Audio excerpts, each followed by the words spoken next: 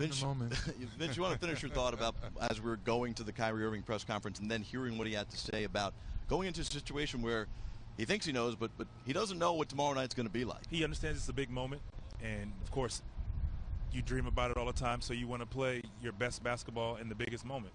And clearly, he knows what's at stake. I mean, just listen to him talk. So he's going to go home tonight, and he probably won't be able to sleep, and that's a good thing. That means you want to do well, and you're going to do everything for the good of the team. So I can't wait to watch it. I think I know what you're getting at, Jared, and you don't know. I mean, there's been finals games where guys have gone out there and had 26 points and 9 rebounds and 4 assists, and it all came pretty easy.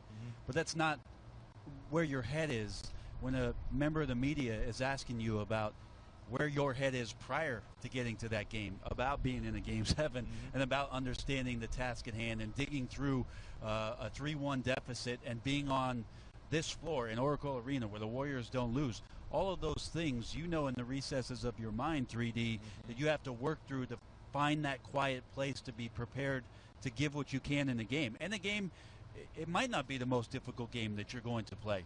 It very well might be. You don't know that. But the preparation is unlike anything else that you've gone through in your athletic career, especially with regards to the game of basketball. Jason Lloyd, Akron Beacon Journal. LeBron, you've been in plenty of Game 7s before, but only one in the finals.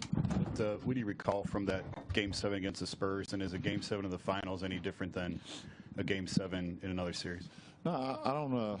I mean, every postseason game is very key. I mean, you don't put too much more added pressure on it because it's a Game 7.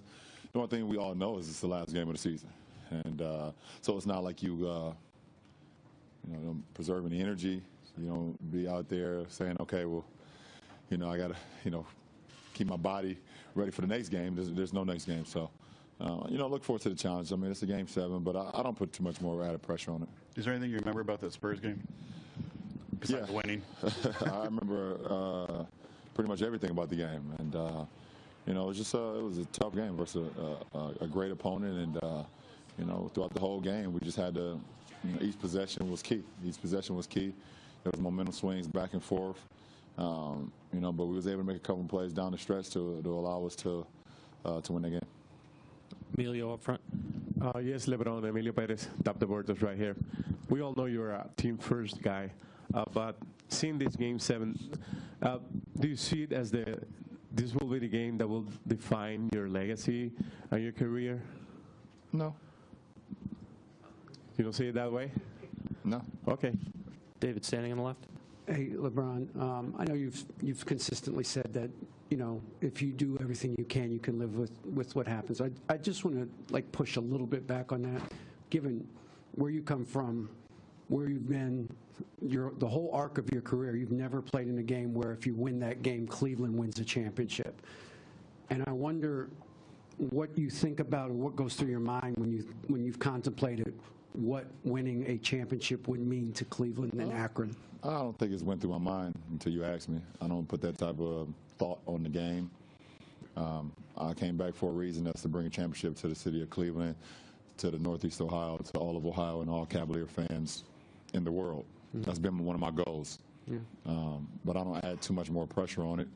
I go out and trust what I've been able to do, the work I've put into it, my teammates have put into it, and you go out there and see what happens. You said you don't put that pressure on yourself, but do you think of that in terms of pressure, or do you think of that in terms of opportunity, I guess would be the word? Well, I mean, you say pressure because everyone, that's like the whole world, and that's the word everyone likes to use in sports. Yeah. It's pressure. I don't really get involved in it, but I guess it's in layman's terms for everyone. Pressure. I think it's an opportunity for us to do something special. And I'm fortunate to be in a position where I could be a part of something that was very special. Chris Broussard, ESPN. LeBron, there's been talk about you being MVP, win or lose of the finals. What are your thoughts on that? Listen, at the end of the day, I go out every single night and give everything I got to the game. The game is always giving back to me, so I'm okay with whatever. You feel like it should tend to go to the winning or always go to the winning team, or just whoever was the best player? I don't know how they. Last time I answered a question about MVP, didn't go that well for me, so I'm not going to do it. Yeah, I'm not going to do it. I'm not going to do it again. I'm not. I will not. Thanks, Chris. I will not do that again. Chris, all the way in the back. Chris Haynes, Cleveland.com.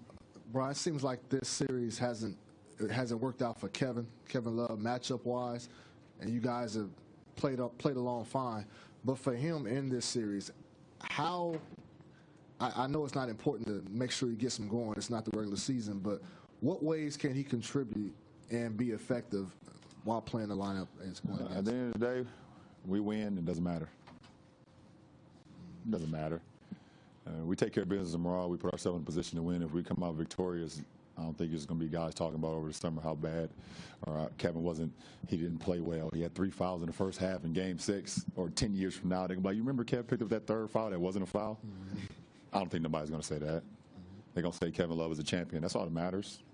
That's all that matters. So no added pressure to Kev, no added pressure from our team. We got to go out and do our job. Coach Lou going to give us a game plan. We got to go out and execute it. I'm the leader of the team, and I got to make sure my guys is ready. But I mean, Kev's name will be in the record books forever if we go out and take care of business tomorrow. And it doesn't matter what he shot. It doesn't matter how many minutes he played. It doesn't matter how many rebounds that y'all thought he should have got, how many shots he should have been, how aggressive y'all thought he should have been. He'll be sitting home with a ring. So that's all that matters. Thank you.